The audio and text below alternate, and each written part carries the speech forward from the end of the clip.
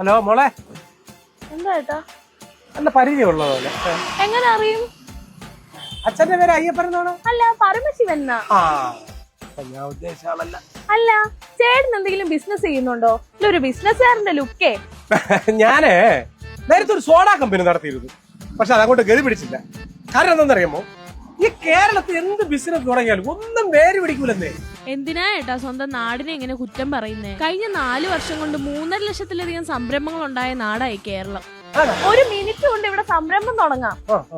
ഇതൊക്കെ ചുമ്മാ ഇവിടെ കേരളത്തിലെ ആളുകൾ വളവള പറയുന്നല്ലേ, അതൊന്നും നടക്കണ കാര്യമൊന്നും അല്ലെന്നേ. അല്ല ഏട്ടാ, നടക്കുന്നുണ്ട്, ചെയ്യുന്നുണ്ട്. ഒരു കാര്യം ചെയ്യും, ഒരു 100 രൂപയും എടുത്തേ. 100 രൂപ എടുത്തേ, ഒരു കാര്യം കാണിച്ചു തരാം. 100 രൂപ ഉള്ളൂ. ഇതേ, ഞങ്ങൾ കുറച്ച് പിള്ളേർ ചേർന്ന് എടുക്കുന്ന ഒരു ജ്യൂസാ. MSME ആയിട്ട് രജിസ്റ്റർ ചെയ്തിട്ടുണ്ട്. കുടിച്ചു നോക്ക്. കുടിക്കാമോ? കുടിച്ചോ.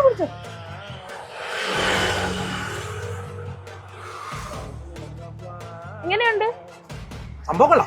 അതാ ഞാൻ പറഞ്ഞേ, 1ഉം 2ഉം ഒന്നും അല്ല ചേട്ടാ, 1.5 ലക്ഷം സ്ത്രീകളാ ഇവിടെ MSME സംരംഭകരായിട്ടുള്ളത്. അതുകൊണ്ടേ ഇതുപോലെ സ്വന്തം നാടിനെ വല്ലതും കുറ്റം പറഞ്ഞുകൊണ്ടിരിക്കാതെ ഇതുപോലെ എന്തെങ്കിലും ചെയ്യാൻ നോക്ക്. ആ പിന്നെ 100 രൂപയല്ലേ തന്നത്? ഇതാ, ഇതൂടെ വെച്ചോ. അല്ല, എന്റെ വേറെ പൈസ ഇല്ല. അയ്യോ വേണ്ട, ഇത് വെച്ചോ. തന്നെയല്ലേ, വെച്ചോ. അല്ലെങ്കിലും ചിലരിങ്ങനെ നാട് നന്നായാലും സ്വയം നന്നാവാൻ ഇച്ചിരി സമയം പിടിക്കും.